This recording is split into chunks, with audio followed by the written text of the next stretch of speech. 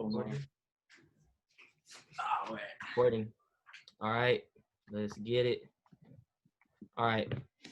What's good? What to do? Welcome back to the Wannabe podcast. It's Chris Bazai. This is Nate Lowe. We got Omar right here. We got Owen, and we got Alex Vasquez. Sir. Hey, you want to say how this came about? All right. Give a little backstory. Backstory? All right, we were just playing COD one night, all of us, you know what I mean? And Omar over here, the biggest Korra hater on the planet, deciding to say some weird shit, you know? So we just decided to get this shit all on the podcast, get his feelings out, and we could just talk about it. All right. We should just start off. Amon is the strongest villain from both shows. You go ahead, give your point right now. Go ahead, Omar. Give your point. I see you, Omar. Yeah, come on. Okay, explain to me. Let's just say this real quick. If Amon can get bodied by Katara, right, and Katara couldn't even handle Fire Lord Ozai or Zahir, or let's bring up even Minghua. I think Minghua would probably give Katara the work, right? How are you gonna tell me Amon, a dude that can only bloodbend and his water bending skills are is going to be the strongest villain across both universe? Think about that, bro. Just think about that. Katara in her prime could body Amon, but Amon cannot, bro. I promise you. I feel like Azula would do a better job as the best villain than fucking Amon, bro. Let's just be real about that. Bro, let's just be honest. Amon's father bodied a prime Toph.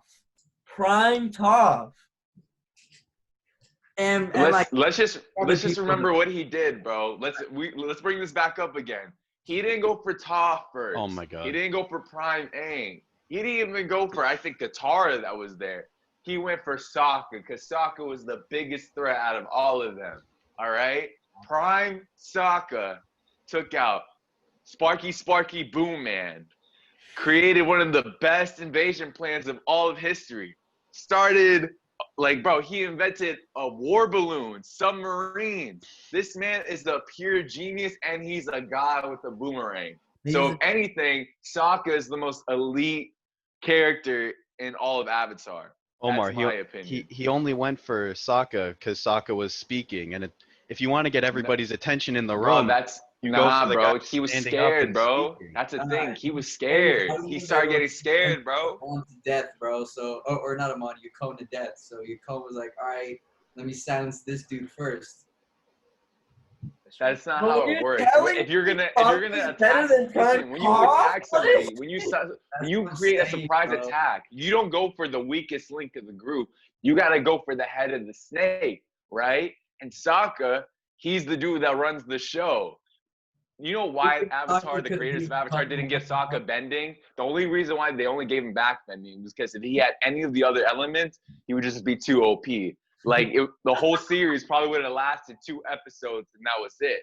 You know, they'd be like, all right, let's go to the Fire Lord's house real quick and end this guy real quick. Because that's how Sokka is, bro. He was deadly with the boomerang. And if you give him bending on top of that, come on, bro. Wait, so you're saying Sokka can take out Amon? I'd say Sokka could take out Amon with his boomerang. No problem. You can't throw your boomerang when you can't move your arms. Man, listen. Sokka would always come up with a plan. He would figure out a way to counter bloodbending. Bro, he was gonna die to Hama. Bro, did you notice though that he was able to control himself a little bit? He was swinging that sword with some accuracy, bro. He was doing, bro. He was going. Listen, bro, that was all Sokka. That was all Sokka. See, he did the one-hand motion. Bro, come on now, stop playing. And you know what? Let me remind you guys this.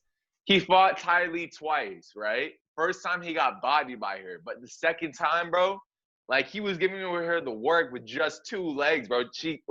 I'm just saying, bro, he was able to maneuver around Ty Lee, who's one of the best non-bender characters in the series, behind, Sahir before he got his bending and shit like that. You know what I mean? Block 2. He was literally the leader of a group of chi blockers. Bro. Do you understand though? Do you understand that there's a reason why Amon ran away from Korra? Yeah, his identity was revealed. Because he knew that Katara even in her late 80s, 90s, was going to pull up on him and show him how it's actually done, bro. That's why he did, bro. He's like, shit. Now they know that I bloodbend. They about to pull out Katara, and it's about to be a wrap. Come on now. There's a reason why she made it illegal, bro. Because she knows that if anybody bloodbends around her, it's a wrap. There's a reason why she was able to enforce that rule. Because if you try to bloodbend around her, she just pull up on you and end your life real quick. There when Yukon got arrested? Like what?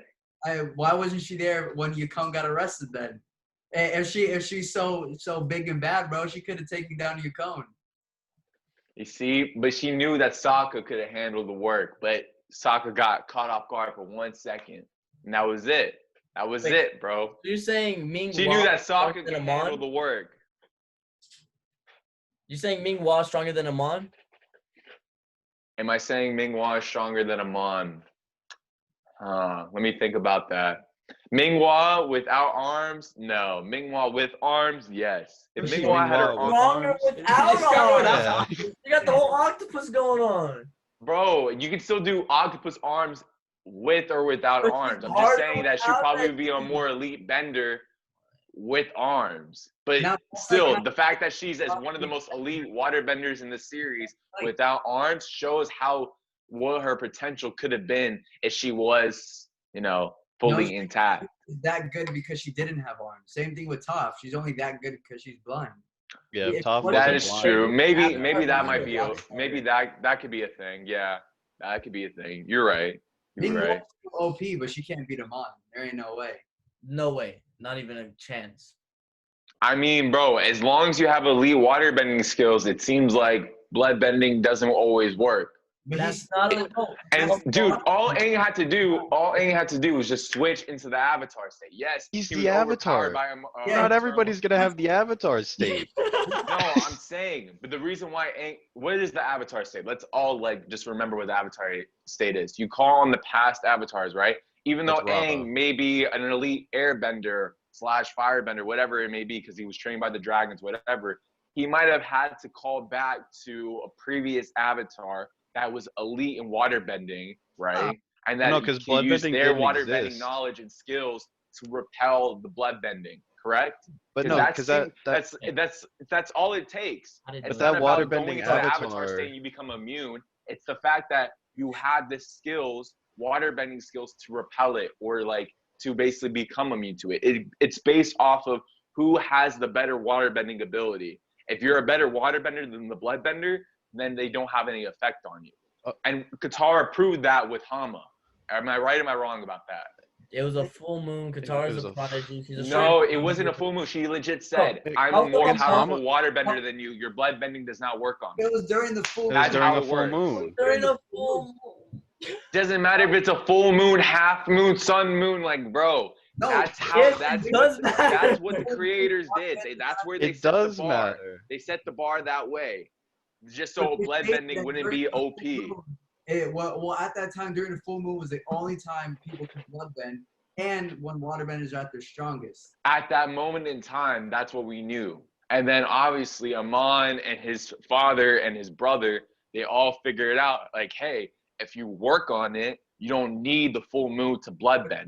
That's how strong of a waterbender they are. Yeah, that's what we're saying. We're saying Amon. Dude. It's like subbending. It's like subbending. Do you think Ghazan is as elite as an earthbender that he is in his lava bending? Does that I'm saying you can be let's bring basketball into this. Kyle Korver, right? Elite sharpshooter in threes because he always works on his threes. But I guarantee you, he tries to take a layup. I guarantee you it's not going to be as, let's say, 100% or let's say as confident as his three-point shooting ability. Yeah, he might be able to hit the layup. Sure, why not? But my point is that you feel more comfortable or he feels more comfortable taking three-point shots because that's what he works on, right?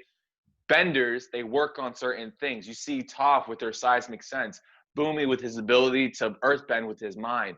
There is certain sub or specialties that you have within your bending, right? Blood bending could be your specialty, but doesn't mean you are an elite waterbender all around. Wait, Does that not make sense? Hold on. So we're saying what Chris is saying is that he's saying Amon's the greatest villain from both shows. Like he's the most powerful villain that we've ever seen. No. And I just want to know, just can you summarize what makes you think that Amon is not? What I think, because he's limited into, he is not as smart as people think he is, right? He's very mentally unstable. He's not an elite waterbender. He is an elite bloodbender, but doesn't mean he's an elite waterbender, because we never saw his waterbending. We saw it for maybe like a split 2 seconds, but then he ran away because he was scared that Katara was going to pull up.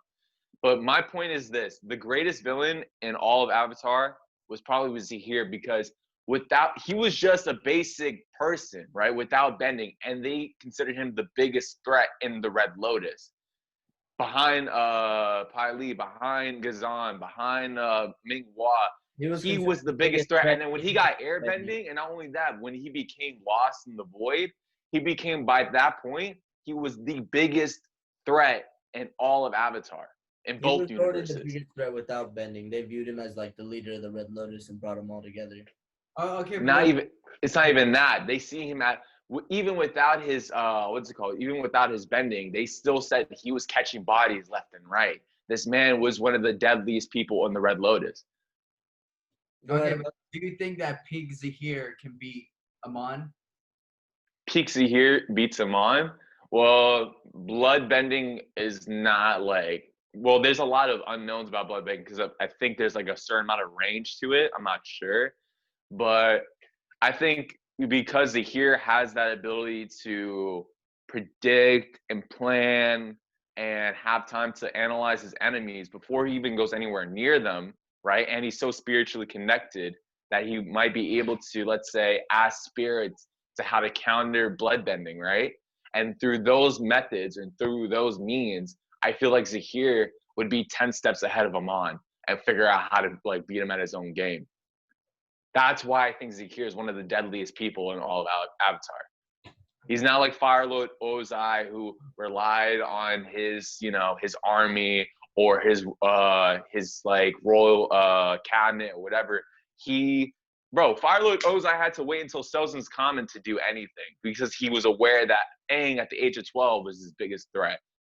And then once Sozan's Comet arrived, he felt comfortable enough to face Aang. His main plan was to destroy land in the cities with like his firebending. No army would stand against him. No earthbending army. Nothing would stand against him. That was like the main plan. And I think, if I really think about it, I think the strongest villain has to be Unavatu, like Unalaq and Vatu, because I think we can count that though. You can't count that. No, that was like a split second in the plot. But that was so kind of a Dark Avatar, yeah, it's OP. Obviously, that's one of those strongest. Like in that moment in time, he's obviously the strongest character. But then, how long did that last? An episode, half an episode, compared to Zahir, whose power is actually sustained, and like it's not like how should I say this? I feel like that was more plot than actual character development. Do you understand what I'm saying? But back to the Zahir still thing. The strongest villain, plot or not plot. Hold on. Yeah, that might be. But back to the Zahir thing. Why do you think? Okay, so he had a poison Korra, and poison Korra was still getting like really clean shots against Zahir. And if you compare that to like her being bloodbended and all that, I don't think Zahir. You can make the argument that Zahir is a stronger villain than Amon. I mean, I rewatched that fight, and there's plenty of times where even though Korra, when she's poisoned, whatever you want to say, Zahir's still giving her the work. Zahir and there's flying away. He was running away. He was running away from. He was running away. Right? He was running away. Listen, he was running away because he was starting to kidnap Korra, right, and to finish the job. And then Jinora, this is every single episode of Korra. Jinora, whether it's Jinora, Mako, Bolin, right? Julie, like there's so many people in so many instances that bail out Korra.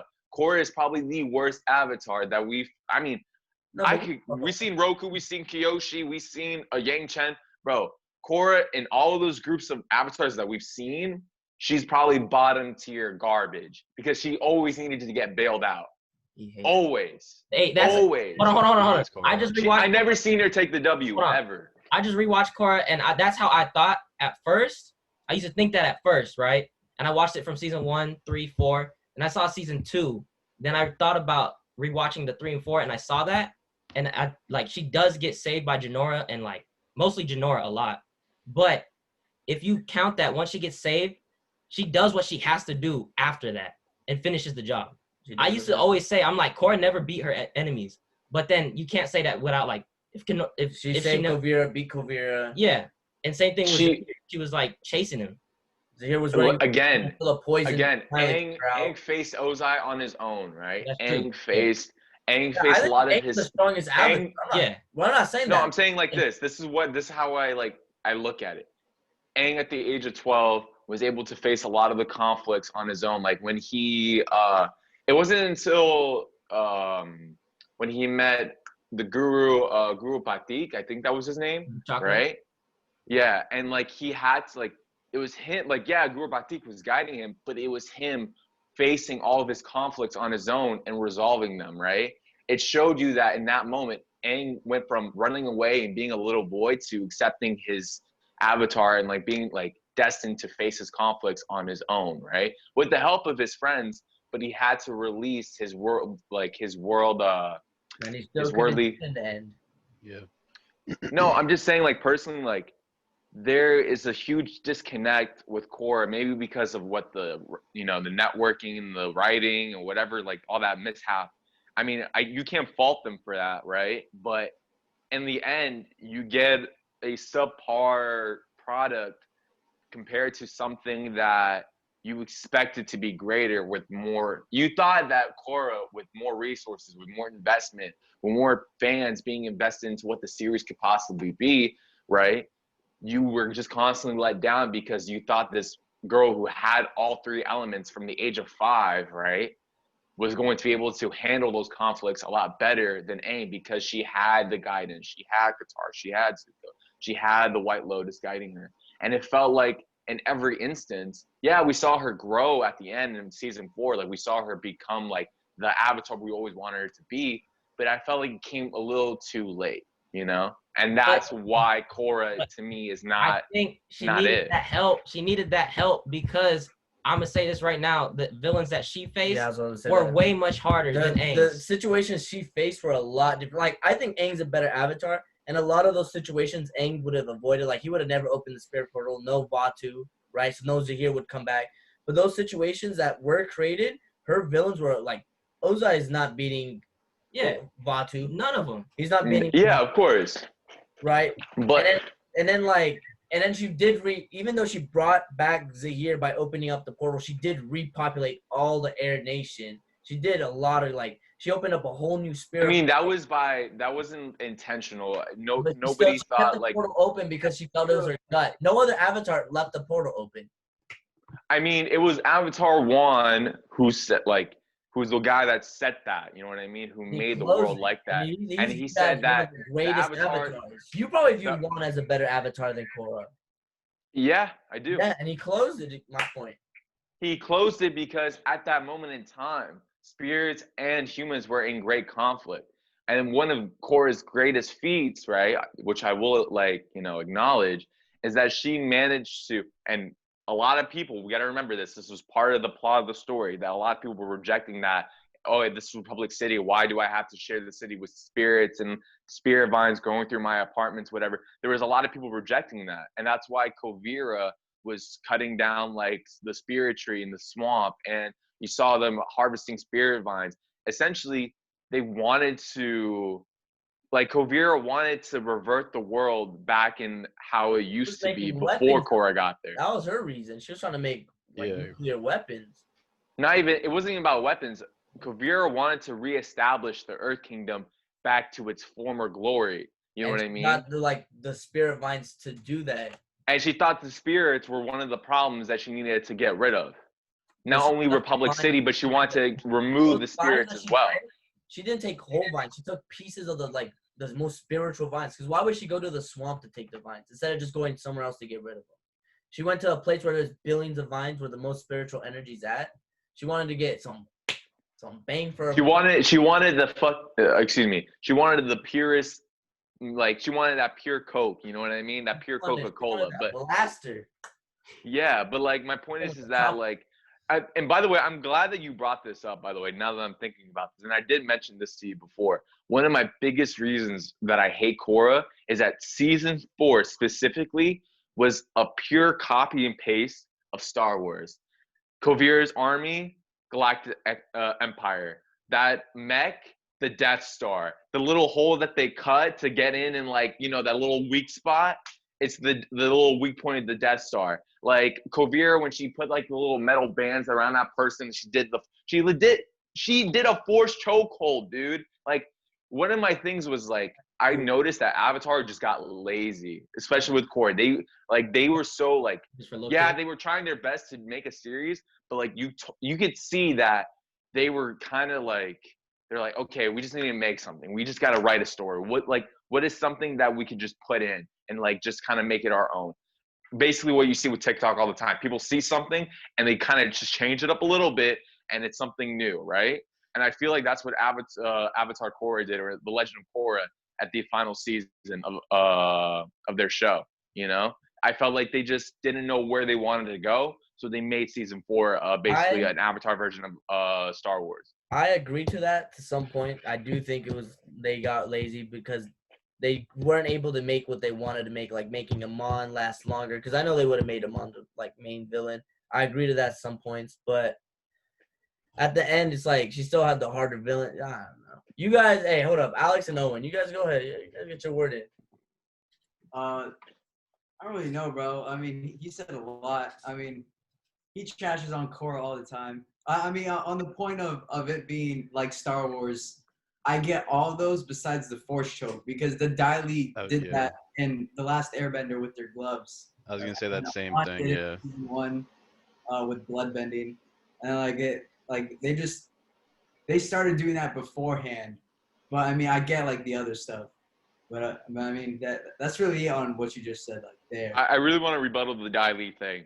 Okay, there's a difference from the Dai Li situation to what Kovira did, right? Kovira legit had everybody wore metal bands on their shoulders, right? So at any moment, if you're a metal bender, and Kovira kind of like had like her little Anakin to Darth Vader moment, right?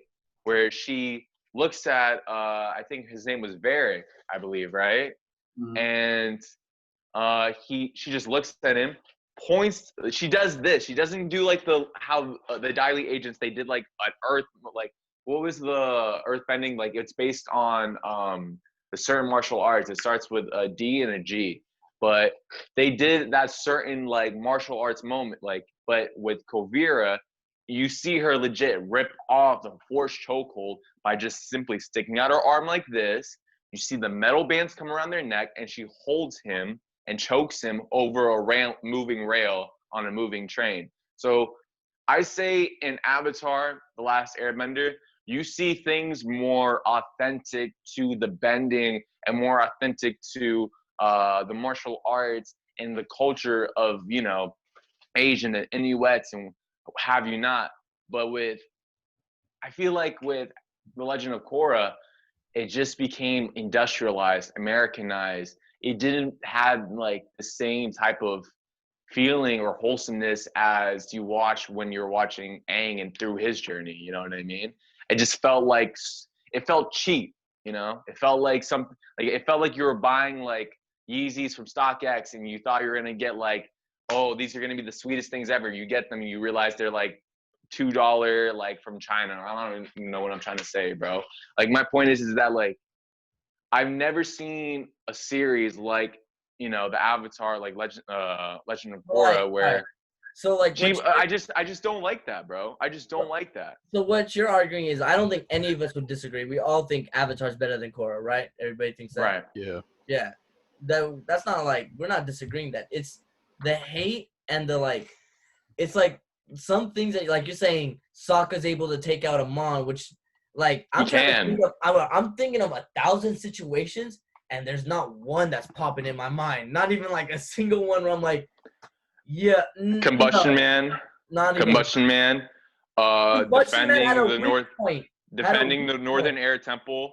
whose idea was it? point. Whose idea was it? Whose idea? Let me remind you What, this. what Whose weak point idea does was Amon it to have? use the What is he engine doing? Wait, as hold an on. explosive? What is he doing to Amon? What is he doing to Amon? Name one thing what he's doing to Amon. Right here. Let's hear it. Bro, he's just gonna give Amon that little stare, like, yo. Great troll, bro. He's gonna look at Yo. him deep into his eyes, it's like, yo. Great. And then Amon's just gonna be like, say less, bro. And then he's just gonna bend over and let Soccer do the work, bro. That's why Cone had to take him out. Did you notice how during the little court scene they had a zoom up of Sokka's face? Did We you had to show realize the how pain that strong those Sokka was cheekbones in. were? Those cheekbones were Bro, perfection, bro. Sokka And that's why assassinated Cone had to take him out before he took him out. You know what I like a mean? little puppet, the little Yeah. hitting the groove. I know you saw that. Dude was done for the night. Done. Bro, I'm just saying, listen, Sokka, you never saw him take any L's, ever. No, with women, with his enemies, nothing, bro. So you're saying Like, you this- say Katara beats Amon? All right, Alex, Owen, tell me what you guys think about that. Yeah, Owen, you want to go first? I'll let you go first. I'm still thinking about what I want to say. Katara beats Mon. Personally, I think no, because Katara has shown, well, one, after The Last Airbender, she stopped training like that because she settled down. She had a family, 3 kids, and then she just started perfecting on healing. And then plus she made bloodbending illegal, so then therefore that means she didn't practice in bloodbending. How do you think she enforced the rule, Alex? Let me ask you that. How do you think she enforced the rule? What do you mean how did? It is Avatar Aang. Yeah, what do you mean how did she enforce it, bro? No one's out here. Bro, if anybody was caught bloodbending, they would be sent to Katara, and she'd be like, all right, tell me what you did. And then they will try to speak, and then she'd be like, See, To be that's fair, I don't think Good Katara night. could bloodbend without a full moon. trolling, but I mean she's still Nah, bro.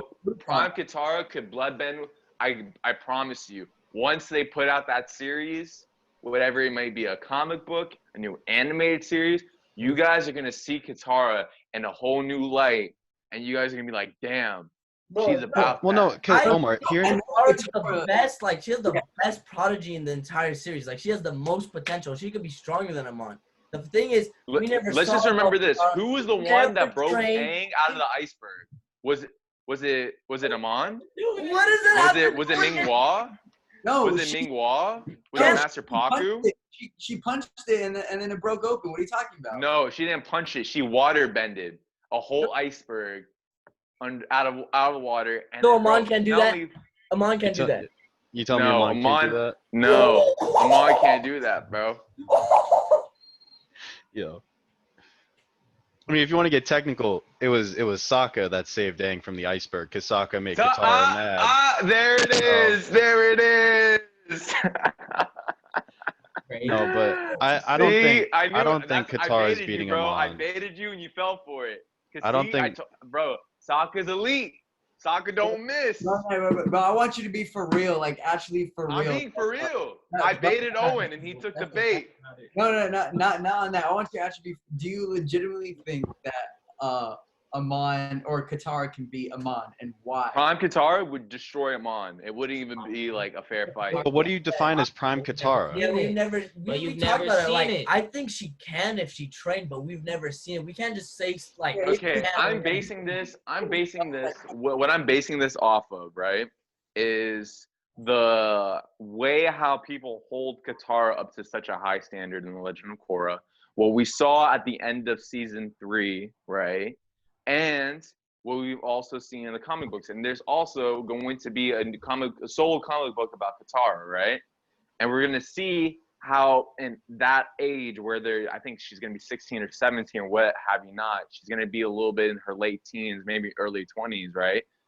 I don't think they specified on her age yet, but we're going to see where like Katara is in her water bending, and from there, I think we can gauge better on how elite her water bending is and that point of her life, right?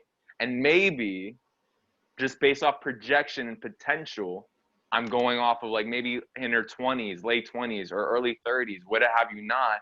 I think that Amon versus Katara. And what we saw with Katara and Hama, it only took her within a couple of seconds for her to repel her bloodbending. That was with Hama in her first experience with bloodbending.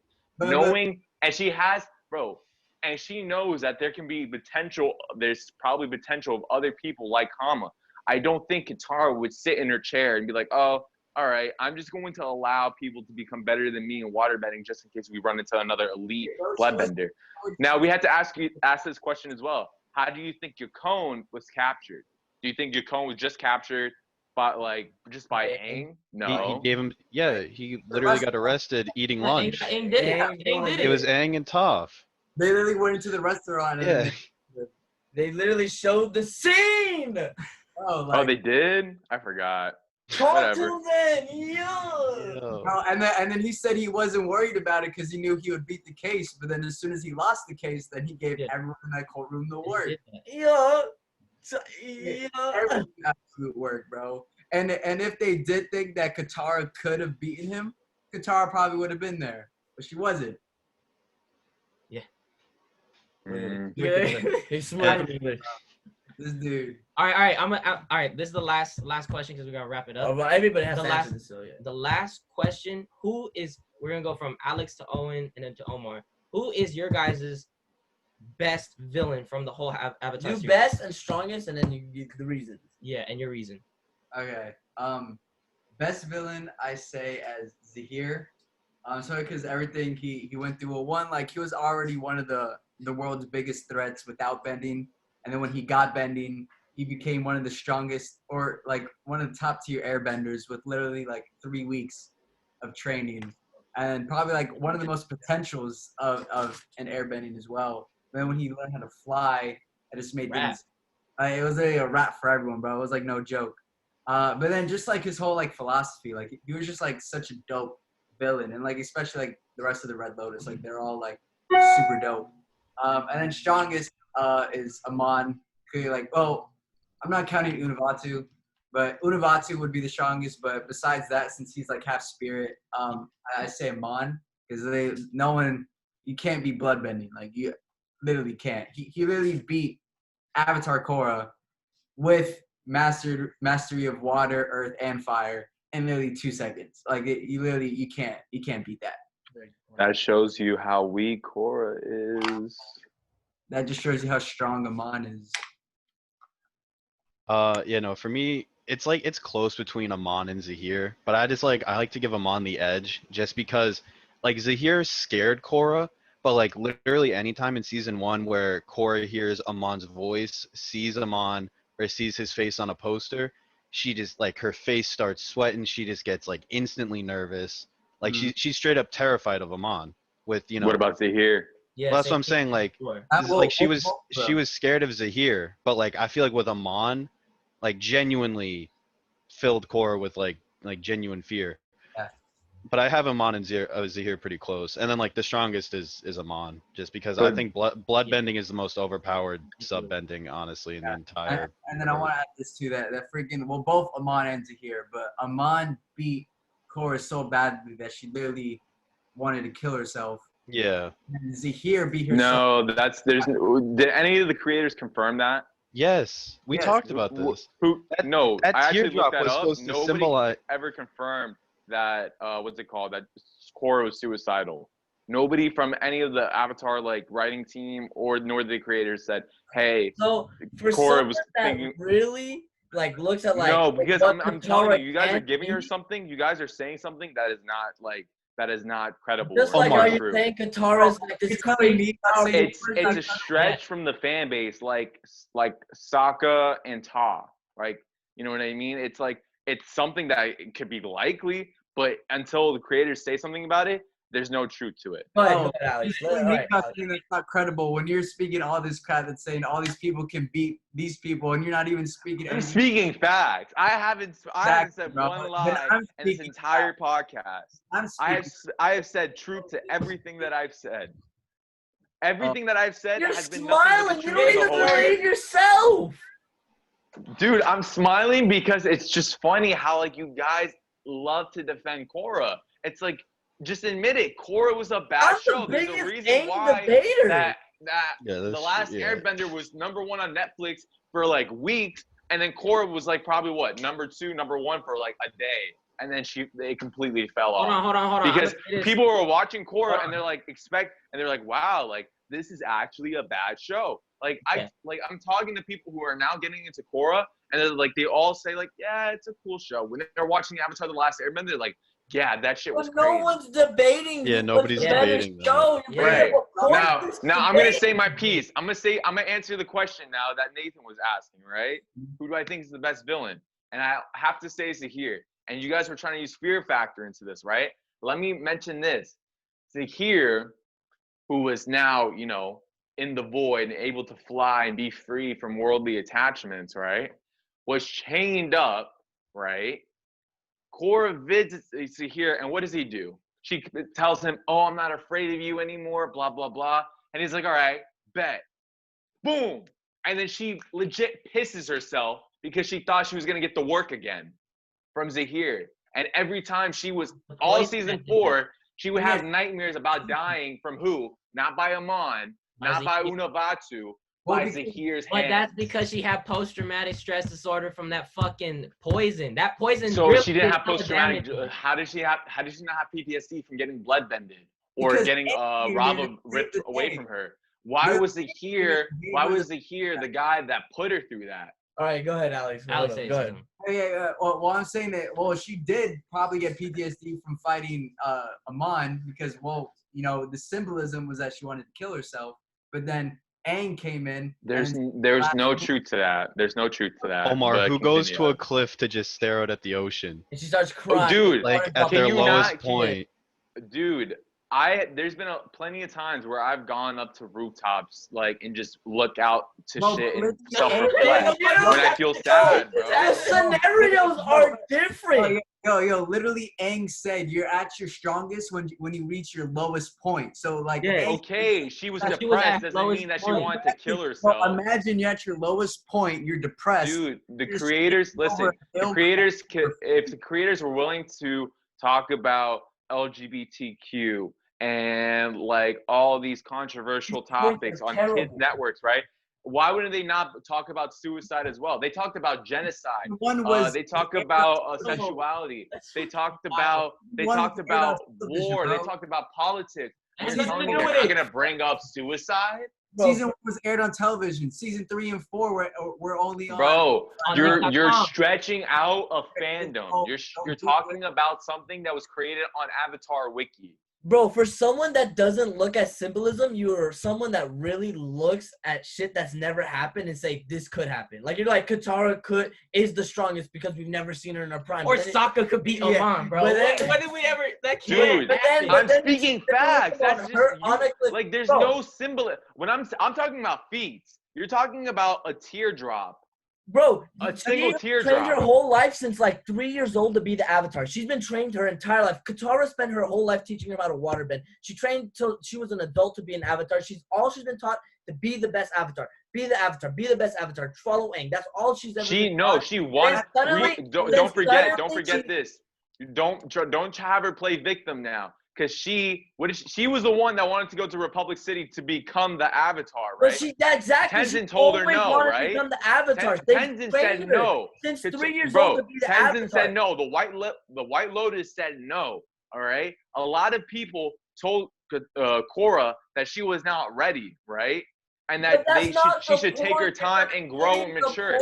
But she, unlike let's just talk about this real quick, okay? Aang learns that he's the Avatar, learned that he's going to get ripped away from Monkey Atso, runs away, freezes in an iceberg for 100 years, we know comes Aang's out, better than 100 years Korra. people are dying every day, he goes back, his whole entire nation has been exterminated by the Fire Nation, right? In every instance, Aang was alone, except for his little crew. There was nobody but him, Katara, and Sokka, and Toph to rely on. No one's arguing Aang. No one's arguing Aang, bro. I'm saying no, but I'm saying you guys are saying that Korra had to face the Red Lotus and Amon. Bro, Aang was 12. Think about it. When you're 12, all you want to do was just play ice No hockey or one's whatever you want with your friends. arguing And Aang had to become the Arguing avatar. Aang. The monks even said themselves, we don't even tell people that you are the avatar until you're 16, where you're at least old enough to comprehend and accept the responsibility. Aang had to face that all by himself. Hold on. All we're saying is put some respect on Korra's name. All right, let me get back. Korra does not deserve respect because the creators fucked up her name. Bro, let me get back to my point. Because you're bringing up Aang. I'm Aang just wasn't being real about it. All right, Aang wasn't in the discussion. Let me bring back my point. I'm talking about how Korra went her whole life being trained to be the Avatar. She's been taught to be the Avatar. She wanted to be the Avatar. Her whole life was purpose to be the Avatar. That's all she knew. Suddenly, she lost 3 of her bending abilities. She couldn't even go into the Avatar state. For what, a day? She lost it for a day, and then Aang had to bail her out. Aang bailed her out from that. No one's he arguing was dead, and he bailed her out. We're not He bailed her out. That's not the point, bro. We're talking about Korra. Continue, bro. Anytime you bring up something that Korra did, I can just bring up somebody else who actually did it for her. Bro, I'm talking about her being depressed on a cliff. Well, what is this? Bro, she's literally crying over a cliff because she can't be the Avatar anymore. It's like, bro, imagine Aang saved the world, and he had to save Korra from herself. You're right, he did. Right? No one's arguing that. All right, bro. Yo. All right, bro. We gotta end it because we should probably end this before Chris gives himself like a before- stroke. All right, let me talk to the fans real quick. All right, if you guys wanna so like the video, comment down below what we should argue about next. If you guys want more videos like this, get us to like 100 likes, and then we'll see if we can do more of these. Go follow everyone on TikTok. I'm gonna leave it in the description. And yeah, peace out. Peace out, y'all. Man. All right, later on.